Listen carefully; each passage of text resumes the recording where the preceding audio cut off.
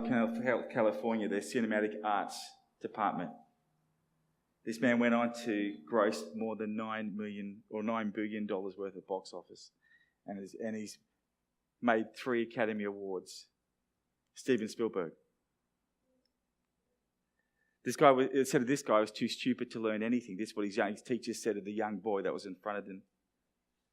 And yet Thomas Edison went on to create 1,000 patents, including the phonograph and the light bulb. This guy went bankrupt several times. The local editor of the local newspaper fired him because he lacked any creative ideas. The man was fired. The fire was Walt Disney. And before there was the wizard and welfare, J.K. Rowling was a broke, depressed, divorced single mother trying to write a novel while she was trying to study.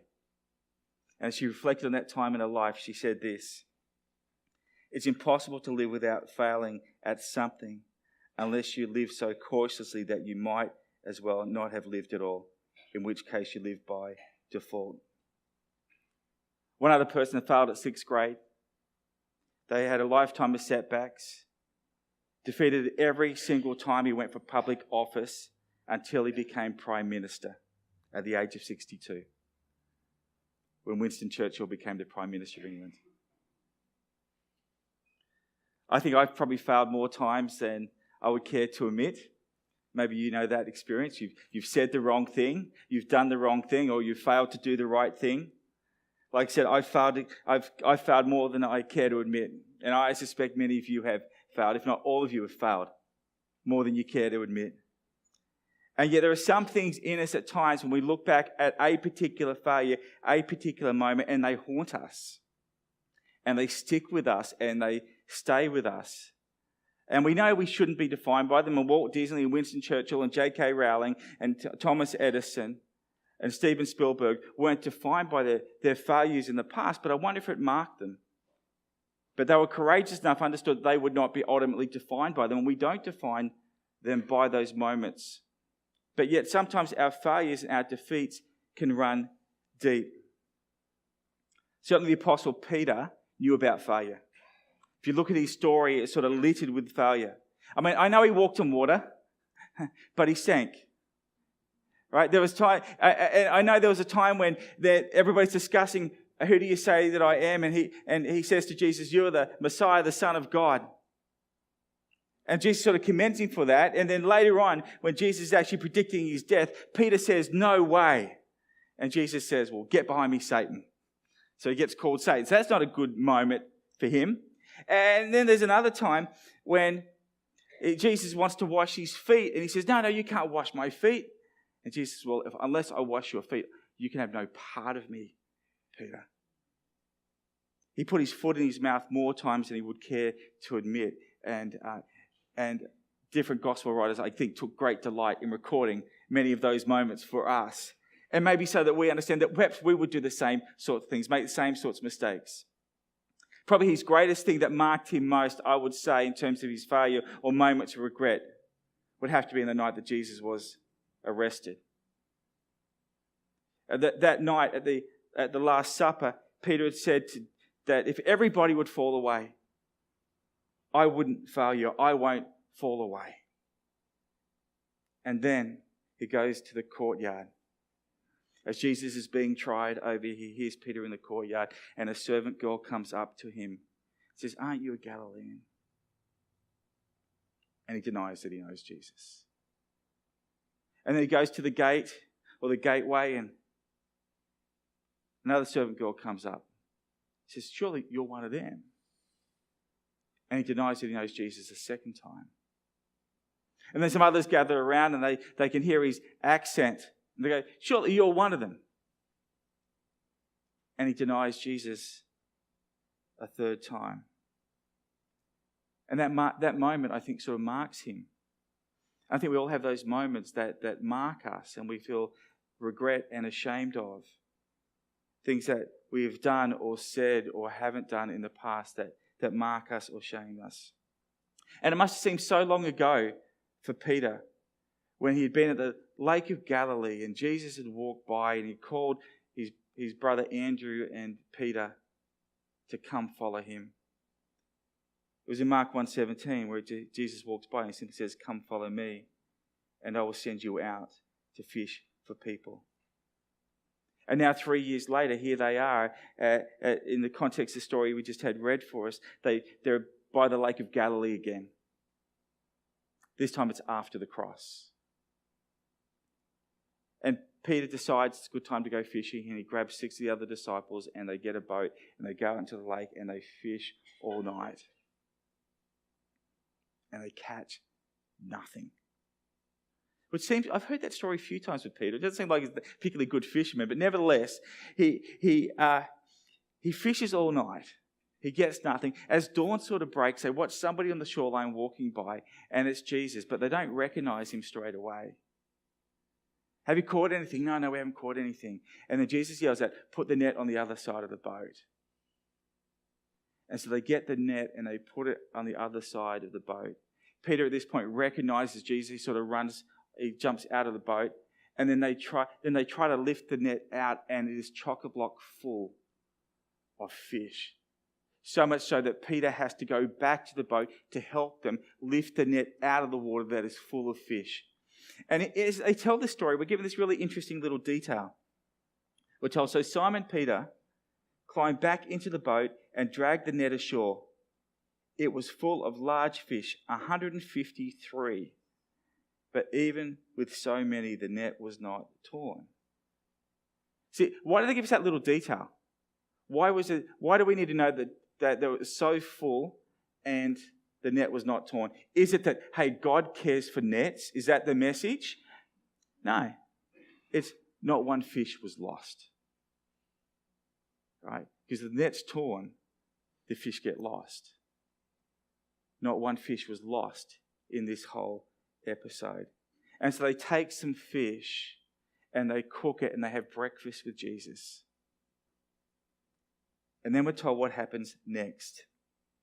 Verse 15. When they'd finished eating, Jesus said to Simon Peter, "Simon, son of John, do you love me more than these?" So in front of everybody, it's not like he sort of said, "Hey, come across here." I think in front of everybody, Jesus walks up to Peter and says, "Hey, Peter, do you love me more than these?" And now scholars have all sorts of different ideas about what are the these. Who are the these they're talking about? Is he saying, Peter, you claim that you love me more than anybody, right?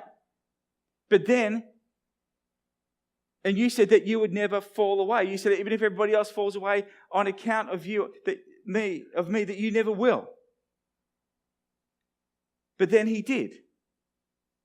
And he's saying, so the sense is that maybe that there was this pre-denial Peter that would never fail, that would never deny Jesus, that love Jesus, but with the denial, there's now perhaps this question mark.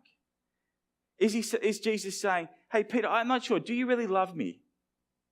Do you love me more than you love your friends? Because when I was in greatest need, Peter, you abandoned me." Is that what he's saying? Some scholars would say, yes, that's possible. I remember when Ethan was in like kindergarten or first grade, he came home one day after school and he had said to me, he goes, "Oh, Dad, I just don't feel like I've got many friends at school." And I think every kid says that at some point. And I remember walking through, a couple of days later, we're walking through the playground. And like every few steps, there was some kid going, "Hey, Ethan, how you going, Ethan? Hey, Ethan, hi, Ethan." And I remember turning to him going, "Mate, I think you've got a few friends." And he's like 6 or 7 at the time. He goes, No, Dad. He goes, "They're not real friends." He goes, "Real friends stick with you when things are hard." And I thought, wow, as a 6 or 7-year-old, he got it. And so there's a sense in which that maybe it's a question mark. What sort of friend has Peter been?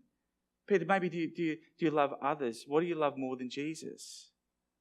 Because the denials raise that question, I think, in everybody's mind about Peter. Other scholars say that maybe these are the fishing gear, okay?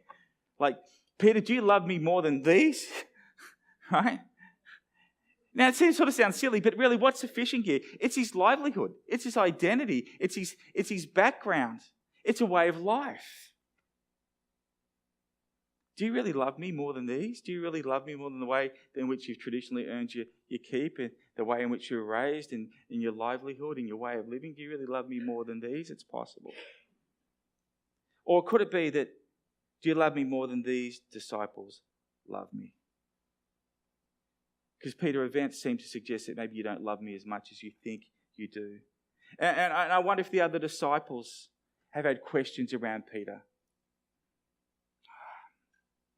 I don't know, he says he's as devoted to Jesus as we are, but I don't know. Those 3 denials in the courtyard, it's a bit hard to get past that. Is that the question that Jesus is asking? Do you really love me as much as these guys around you? I know they love me. What about you, Peter? What do you say? And I wonder if the disciples have questions around Peter's love and Peter's devotion. But I don't think it's actually a question about competition. I don't think he's saying, hey, if I've got this ranking, Peter, where do you fit on the ranking? I don't think that's what Jesus is asking at all. I think it's a question that Peter needs to wrestle with. He's saying, Peter, how are you going? Do you really love me as much as you thought you did pre-denial? Where are you going on this? How are you tracking on this? Maybe it's a question that the other disciples who had these questions about Peter needed to have answered in front of them. Because maybe they had questions, maybe they had doubts about Peter. And so Jesus, in full view of everyone, turns to Peter and he says, do you love me more than these? That's the question. And it's not for Peter to look out at others. It's actually a question for Peter to look in and to understand, how am I actually doing? And then the question is, how do you answer such a question? If somebody said to you, do you love me more than these? How do you answer that question? How do you prove to somebody that you love them? How can Peter prove this to Jesus? How can he prove this to the other disciples? How can he prove this to himself? Well, Jesus actually asked him this question 3 different times. Bang, bang, bang. Peter, do you love me? Do you love me more than these? And how does Peter respond each time? It's interesting how Peter responds. When we're told, when he had finished eating, Jesus said to Simon Peter, Simon, son of John, do you love me more than these? Yes, Lord, he said, you know that I love you. And Jesus said, feed my lambs. Now, notice Peter's response. He says, or what he doesn't say. He doesn't say, Lord, you know I do because I'm the one that walked on water with you. I'm the one that cut off Malchus' ear, right? I'm the one that you are the Messiah, the Son of God, right first. He doesn't do any of that. He doesn't compare himself. He doesn't talk about all the times in which he had demonstrated or proved himself. He doesn't try to say, look how great my faith is. That's not how he answers the question at all. It's really interesting how he answers the question. He says, you know. You know, Lord. In other words, you know my heart. I think that's a smart answer. Because there is something in the human psyche where we keep thinking we have to prove ourselves or earn God's favor or earn God's love or somehow demonstrate to God, I'm trying to do this, God, just so you know that you'll love me. And Peter actually avoids all that, despite all that he's done. And he simply says, you know. You know all things. You know how I'm going. And yes, you know I'm a little ashamed. And you know I'm a little broken. And you know what others assume about me because of that moment back then. And you know I wish I was better. But you know my heart. And I trust you. I trust you that you know my heart. And I know that you'll judge me not on all my mistakes and failures, but you'll judge me on the basis of what you know about my heart. I reckon he's a smart man. I reckon that's a smart, insightful answer. Because Jesus says, do you love me more than these? And the temptation is to justify himself. But he says, you know. And he trusts that Jesus knows. Because there's a sense in which I can't prove that I love God. You can't prove that you love God. I can't prove that I love anybody. There may be ways in which I demonstrate it. There may be indicators of it, but I can't actually prove it. Maybe my choices, my language, the way in which I live would tell certain stories about what I love, but it doesn't actually prove anything. But I think actually in this question, Jesus is doing something for Peter. I think in asking this question, Jesus is actually proving to Peter that he loves Peter. Because he does this. Remember, he asked this question 3 times. And by the 3rd time, I think Peter's getting a bit tired of asking the question because he doesn't quite get what's going on, I don't think, straight away. The 3rd time, verse 17, we're told, 3rd time he said to Simon, son of John, do you love me? Peter was hurt because Jesus asked him a 3rd time, do you love me? He said, Lord, you know all things. You know that I love you. Jesus said, feed my sheep. 3 times he asks him the question, which means 3 times Peter gets to affirm in front of everybody, yes, I love you. Yes, I love you.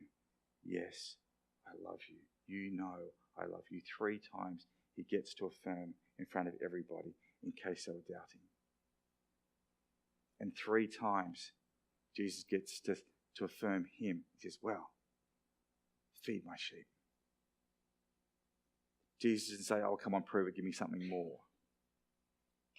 He says, Jesus' response is, now I call you and I commission you. And I'm giving you this enormous responsibility. Go and feed my sheep. 3 times, feed my sheep, take care of my sheep, feed my lambs. 3 times. The man who denied Jesus 3 times is given 3 opportunities to now affirm that he does love Jesus. And for Jesus to affirm back to him, I get it.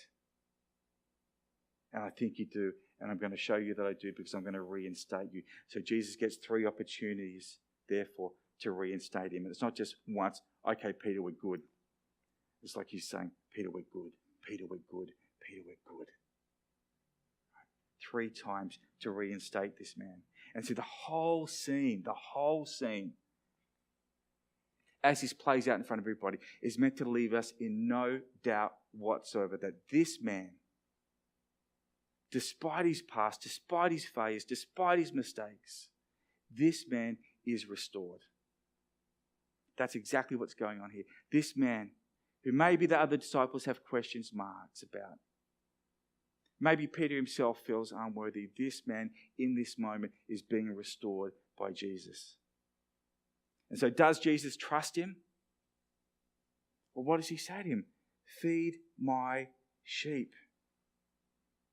And he's giving him a command. And he gives him the command, the same command, just 3 different ways, but the same command. Feed my sheep, take care of my sheep, feed my lambs. Right? There's no real difference. It's the same command, just repeated over and over again. Peter, are you ready to demonstrate that you love me? Feed my lambs.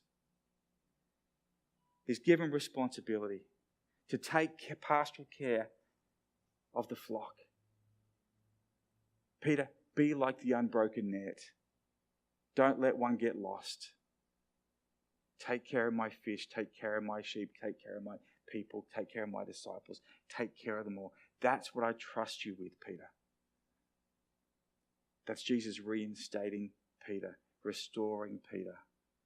Not holding Peter back in that moment in the courtyard, but saying, oh, Peter, I see so much more for you. I'm reinstating you. I want you to see yourself the way that I see you. And now remember what Jesus asks? Peter, do you love me? And so what does feeding sheep have to do with that question? Well, in John 14, Jesus speaking to his disciples, and he simply says this, if you love me, keep my commands. What's he saying? If you love me, show me. If you love me, there ought to be some action. If you love me, love is more than just saying words. What he's saying, Peter, I know that you know that I know, but I tell you what, I'm going to give you an opportunity to live out this reality. So I'm going to give you a command in front of everybody. I'm commissioning you. I'm calling you. Go. I know you love me. Now go and live out that love. Feed my sheep. That's your command. See, loving someone is more than just saying words. Ever have somebody say, hey, I've got your back, but they don't? Ever somebody say, trust me, but you know they're not trustworthy? Ever somebody say, I'll tidy my room, and they don't? We've all had those moments. There's a sort of quirky movie. I don't know how many people have seen it. The Princess Bride. Anybody seen The Princess Bride? It's this corny movie that is so addictive. And one of the opening scenes of it, it's really this sort of fantasy fairy tale, a bit tongue-in-cheek, between this love between Princess Buttercup and Wesley. And Wesley is this... When they first meet, she has this farm, and Wesley is the farm hand, the farm boy. And Buttercup loves two things in her life at this early stage. She loves riding horses and tormenting Wesley. And so whenever she can get Wesley to do a job, she'll give him the most menial task that she possibly can. She'll walk up and she'll say things like, I want you to polish my saddle. And he will go, as you wish, and polish a saddle. And then she'll say, fill this bucket. And he'll say, as you wish, and fill the bucket. Chop this wood, as you wish, and he chops the wood. Fetch me that pitcher, as you wish. He fetches the pitcher. And the way the story is told, there comes a point when she realizes that every time that he says, as you wish, and then does it, he's saying to her, I love you. And it wasn't just the words, it was the action. It was the combination of the two. It's not just as you wish. It's not just I love you. It's not just trust me. It's actually stepping into those moments. Jesus says to Peter, if you love me, you'll obey my commands. If you love me, you'll take care of my sheep. It's not rocket science, is it? James says faith without works is dead. I think love without an expression of it is pretty useless. If we just say it, how do we know? How does it help anybody? And so here we have Jesus, and he's reinstating Peter. He says, do you love me? And Peter's smart enough not to try to prove himself. He says, you, Lord, you know that I love you. And then Jesus says, okay, I'm going to reinstate you. One, I reinstate you in front of everybody. Secondly, what I'm going to do is I'm going to give you every opportunity to live out this love. Feed my sheep. I trust you with this responsibility. It's an expression of trust. See, it's one thing to say to somebody, hey, you're a good driver. It's another thing to give them your car keys. Right? It's one thing to say, you're trustworthy, and then share something private with them. They're different things. If you don't really trust them, you won't. And Jesus says, I trust you. Feed my sheep. He's saying, Peter, I do take you at your word. And I do know you love me. And I do trust you. And then Jesus does something interesting. He takes the conversation in an utterly different direction, or so it seems. Then Jesus goes on to say, very truly, I tell you, when you were younger, you dressed yourself and went out where you wanted. But when you are old, you will stretch out your hands and someone else will dress you and lead you where you do not want to go. Jesus said this to indicate the kind of death by which Peter will glorify God. Then he said to him, follow me. Right? What he's talking about, he starts talking about Peter's death. And he says, and we're told that there's indication about the type of death that Peter would have. That expression, stretch out your hands, was a way of referring to the cross, to being crucified. And so what's this have to do with Peter's call to feed my sheep? Peter's restoration. Well, in John 10, Jesus describes himself as the good shepherd. And what does Jesus say about himself? I'm the good shepherd. The good shepherd lays down his life for his sheep. Now, Jesus, referring to himself, he's saying, hey, and he's ultimately saying that, as we know, he would go to the cross and he would lay down his life as a good shepherd. He would do anything to save his sheep, to protect his sheep, to look after his sheep. He wants what is best for his sheep. Now, then he says to Peter, hey, this is going to be you as well. feed my sheep, let me tell you how this is going to end. Now, part of it, is it good news or bad news for Peter? I mean, it doesn't sound like tremendously good news, does it? You are going to be crucified, Peter, right? It's not all good news. And Peter knows this because then he sees John walking by and he basically says, well, what about him? You know, what about him?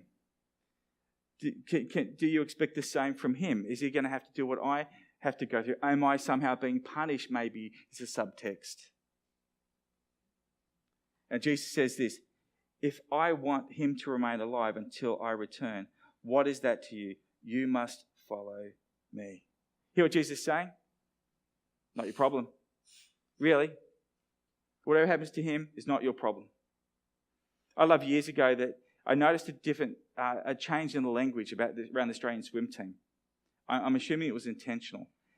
The Australian swim team used to always, I noticed, talk about world records, and somewhere along the line they stopped talking about world records. Have you noticed what they talk about now? Yeah, personal best, PBs. Right?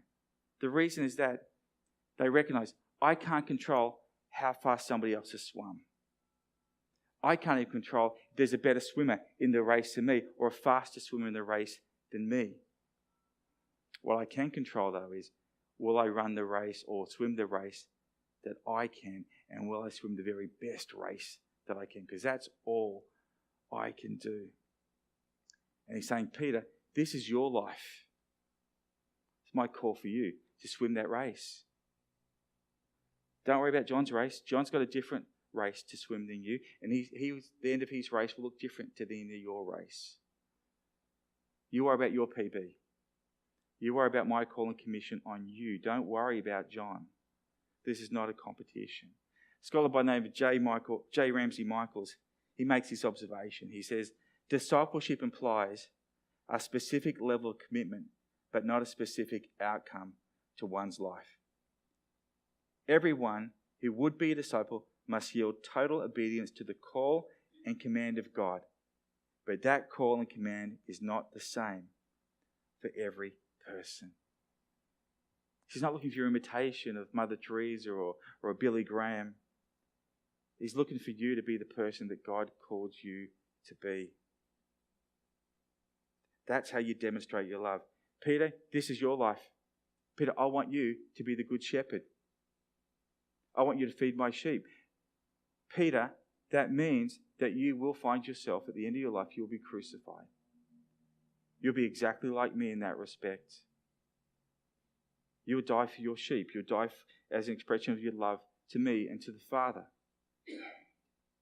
You will fulfill the call. And I love this. It sounds like bad news, but I actually think it's good news. Because what he's saying to Peter, Peter, do you love me? Lord, you know I love you. Feed my sheep. I reinstate you. I know that you love me. I trust you. And I tell you what, you know how this is going to end? You're not going to die as Peter the denier. You're not going to die as the one who was ashamed. You're not going to die as the one who everybody wonders whether you really loved me. You're going to die as a good shepherd. That's how you're going to die, Peter. You've got this in you.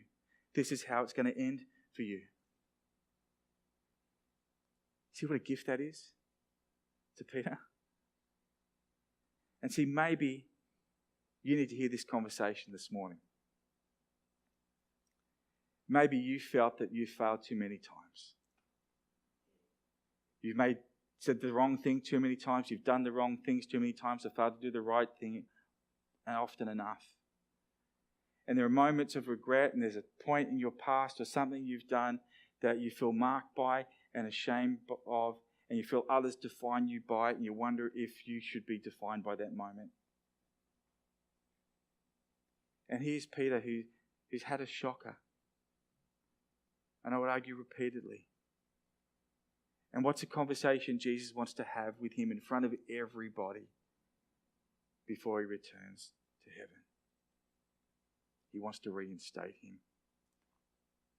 He wants to say to him, you are not defined by that past. You are not defined by those choices. You will not die as Peter the denier, Peter the one who should be ashamed, Peter who was broken. I trust you and I've got a call for you and I want you to live it out and I want you to die as Peter the Good Shepherd. And I will restore you if you let me. And I've got a plan and a purpose for you if you just trust me and live it out. Because I know how this can end for you. I know when I make this call, the life you can live if you'll just let me. Can I just grab my book I left? I brought my book today and I forgot. I knew I'd always leave it behind. I've been reading this book earlier this year called Scary Close by Don Miller. And Don Miller, in this book, he's just reflecting on his inability to have true intimacy with people. He'd always put these barriers up. He loved to be admired and respected, but couldn't really get close. And he had this history of failed relationships. And it came to a point where one time he was engaged to a girl, and then it wasn't working, and he pulled out. And he knew he really, really hurt her, and he knew that he was the cause of it. And he knew that it was just the same cycle that he'd been on over and over and over again. And he's got this great mate called Bob Goff. And Bob Goff sort of rang him and asked him how he was going. And of course, Don Miller says, yeah, I'm doing fine. But Bob knew that he wasn't doing fine. And so Bob, as it says in the book, he says, you don't sound fine, Bob said. And Miller goes on to say, I argued with him, but I was afraid he would notice my slurring words. You know what? And then Bob says this, and this is maybe what you need to hear this morning, or maybe you need to be the Bob to somebody else. Because Bob says, you know what I've noticed about you, Don? Bob said, what is it, Bob? I've noticed you're good at relationships. Which sounds like a crazy thing to say because he just destroyed this girl through breaking off their engagement. He had his history of broken relationships. But Bob says, you're good at relationships.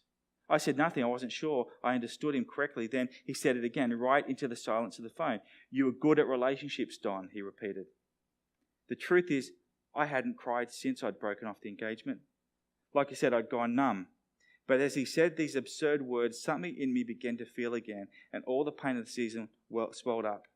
I pulled the phone from my ear, dropped my head on the desk, and wept. And as I cried, Bob kept repeating, Don, you're good at relationships. You're still good at them. You've always been good at them. And then he writes, for the next few months, there was a yawning chasm between Bob's affirmation and the way I felt about myself. But he kept calling, and every time he'd call me, he'd say it again. You know, Don, you're terrific at relationships. Remember the time you encouraged me? Remember the kid you and I met in Uganda and how much he loved you? Remember that girl you dated years ago who you still thinks of you as a brother? We can't let our failures define us, Don. You're good at relationships, and you're only getting better. Maybe you are feeling like Don this morning. Or maybe you're fine. But maybe you need to be a Bob to somebody this morning. Somebody who you feel, you know, they continue to be marked by a past, by a choice, by their failure. And they need somebody to speak the words of Jesus to them. To come up and say, do you love me? And who knows that you do. Who doesn't want you, and who doesn't want to be held in their shame. They want you to walk into their moment and say, I'm not going to hold you in your shame. I want to restore you and affirm you as publicly as I can. I want to remind you of who you are and that God's got a call in your life. And so maybe you're the Don this morning, or maybe you're the Bob. But tell you what I love about this story. The way of God is that He doesn't define or leave any of us in that place of failure. This conversation could never have happened and we wouldn't even thought of it. What I love about this is Jesus thought of it. He walks up to 7 guys fishing in the Lake of Galilee, and he calls Peter aside. And then in front of everybody, he reinstates him. And it reminds him of who he is. I love that those are the words of Jesus after the cross. That he restores us and he reinstates us and he reinvites us back into his call for our lives, no matter what you've done, no matter what choice, no matter what past, no matter what mistake, no matter what shame you carry, no matter what regret that you think defines you. He says, I restore you. Feed my sheep. I trust you. Let me pray. Father, we thank you for your heart, really. So we think about this passage this morning, Lord, that the fact that Jesus would do this for Peter, that it gives us insight into your heart, your character, Father, that gives us insight into the way in which you view us, Lord. And so, Father, my prayer is for anybody here this morning that has a past, that have things that they regret or they're ashamed of, that, Lord, that they would know that you want to reinstate them, you want to restore them, that you don't define them. And you don't want to hold them in the past, you want to invite them into a future with you. And so, Father, my prayer would be that we would hear your words this morning, and that, Father, that we would allow you to restore us where we are broken. And that, Father, for us when we're feeling good and when we see somebody that we think is marked by their past or by a choice or by a moment, that, Father, that we would have the mindset to be like Christ. And that, Father, we would be the voice of restoration. That we would offer them or remind them that they are known by you, that they are loved by you, and that you have a call and a purpose for their life. We pray all this in Jesus' name. Amen.